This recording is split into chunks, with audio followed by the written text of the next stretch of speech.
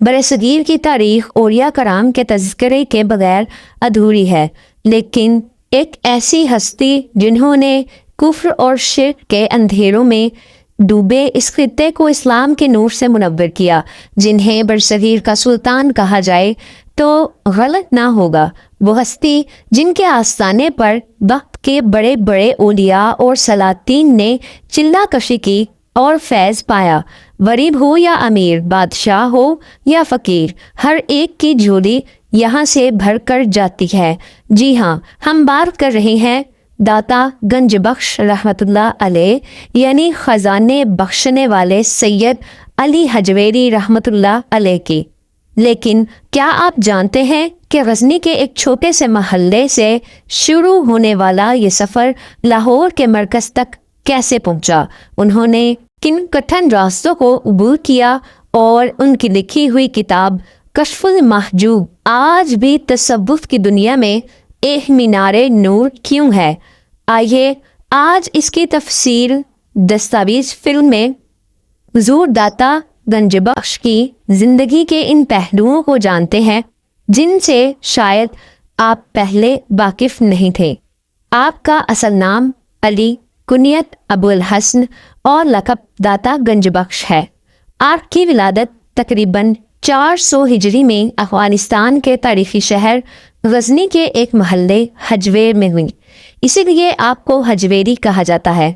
आपका ताल्लुक़ सदात कराम से है। आपका शजरा नस्ब वालिद की तरफ से हज़रत इमाम हसन रज़ी अल्लाह तआला अन्हु और वालदा की तरफ से हज़रत इमाम हुसैन अलैहिस्सलाम से मिलता है, यानी आप नजीब तरफ़ैन सैयद हैं। आपका घराना इल्मी और रूहानियत का गहवारा था। आपके वालिद सैयद उस्मान नासिर एक आबिदो ज़ाहिद इंसान थे। बचपन ही से आपके चेहरे पर एक ख़ास नूर था और आपकी तरबियत इंतहाई पाकीज़ा माहौल में हुई। गजनी इस वक्त इल्म अदब का बहुत बड़ा मरकज़ था, क्योंकि सुल्तान महमूद गजनवी का दौर हुकूमत था, जिसकी वजह से दुनिया भर के उलमा वहाँ मौजूद थे।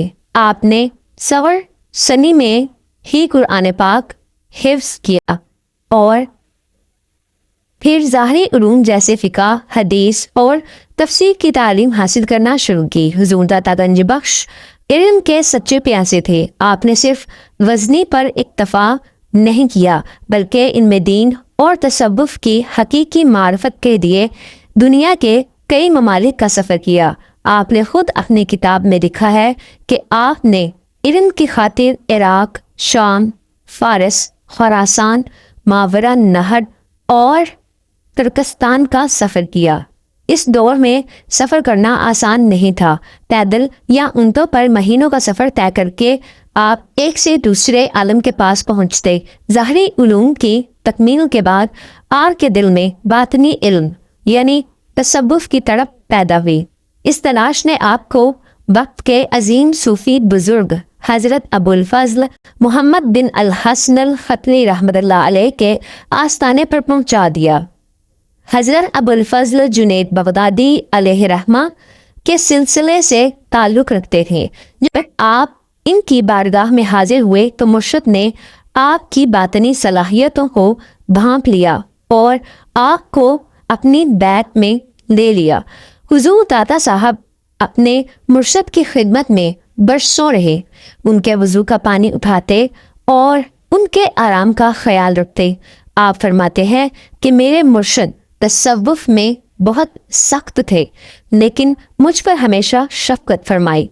एक रात जब आपके मुर्शिद हज़रत अबुल फ़ज़ल अल ख़तनी रहमतुल्लाह अलैह विसाल के करीब थे, उन्होंने अली हजवेरी रहमतुल्लाह अलैह को बुलाकर हुक्म दिया कि अली, अब तुम लाहौर चले जाओ और वहाँ दीन इस्लाम की शमा रोशन करो। आपने हैरत से अर्ज़ किया कि हुजूर, वहाँ तो मेरे पीर भाई हज़रत मीर हुसैन ज़ंजानी रहमतुल्लाह अलैह पहले से मौजूद हैं, मेरे जाने की क्या ज़रूरत है? मुर्शिद ने मुस्कुरा कर फरमाया कि तुम बस चले जाओ।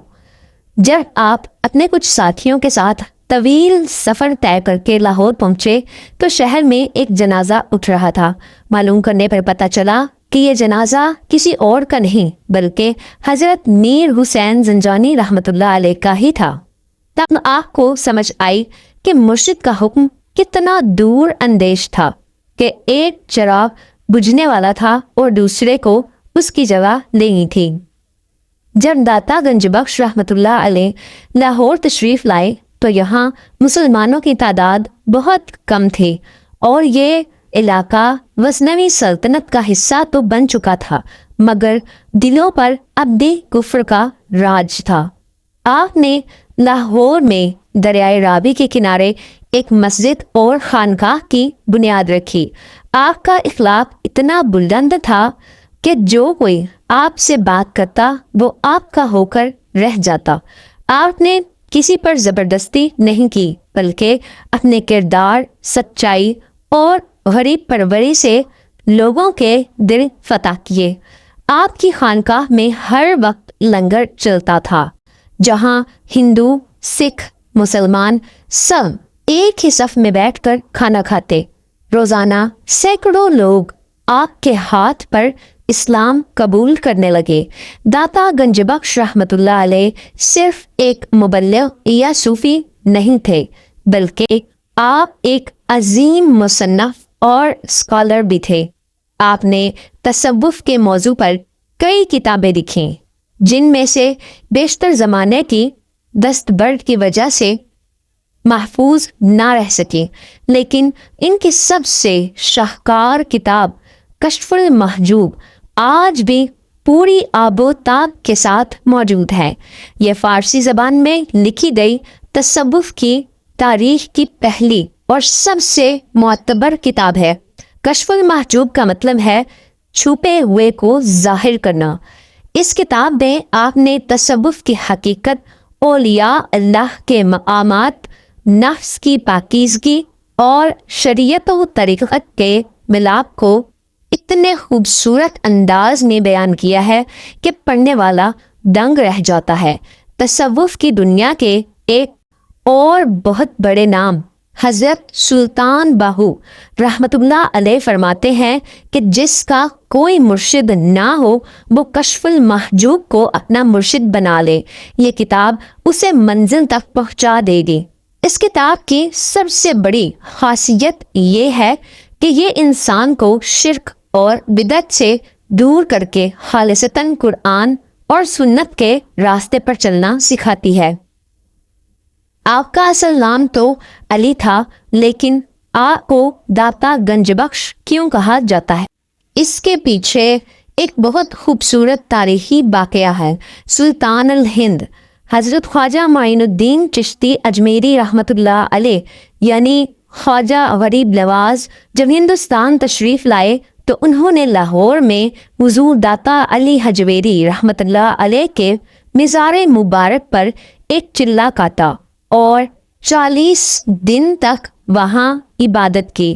جب وہ اپنا چلہ مکمل کر کے رخصت ہونے لگے تو انہوں نے انتہائی ادب سے مزار کی طرف دیکھا اور یہ مشہور زمانہ شعر پڑھا: گنج بخش فیض عالم مظہر نور خدا، رہبر کاملاں را ہادی نہ کسارا را نہ رہنما۔